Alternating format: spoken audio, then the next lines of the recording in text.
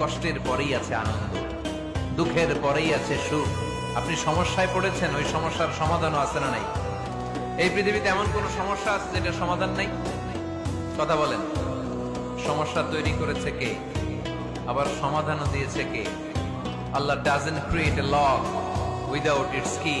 আল্লাহ কখনো চাবি না বানাইয়া ওটার তালা বানায় নাই। কথা কর। তালাও যেহেতু আছে, ওই তালার চাবিও বানিয়েছে কে? মা আনজালাল্লাহু দাআন ইল্লা আনজালাল্লাহু লাহু শিফা। আল্লাহ দুনিয়ায় এমন কোন রোগ পাঠায় নাই যে রোগের ঔষধ বানায় নাই, এমন কোন রোগ নাজিল করে নাই যে রোগের কোন চিকিৎসা বানায় নাই, হয়তো সেটা আবিষ্কার হয় নাই। অনেকে ক্যান্সারের কথা বলতে পারেন যে হুজুর ক্যান্সার এমন রোগ, এই ক্যান্সার তার নাই কোনো অ্যান্সার, কিন্তু বিজ্ঞানীরা বলতেছে এটারও অ্যান্সার আবিষ্কৃত হচ্ছে। সুবহানাল্লাহ কইবেন না? কিছু কিছু ক্ষেত্রে হয়েও গিয়েছে। এজন্য দুঃখের পরেই আছে সুখ, কষ্টের পরেই আছে আনন্দ। এই দুনিয়াটাই এরকম, কষ্টের পরই আনন্দ। দেখবেন তারাবির নামাজ 20 রাকাত পড়তে কষ্ট লাগে না? কোমরে ব্যথা, হাঁটুতে ব্যথা, কিন্তু 20টা রাকাত যখন শেষ করে মসজিদ থেকে বের হই, একটা আনন্দ আছে না নাই?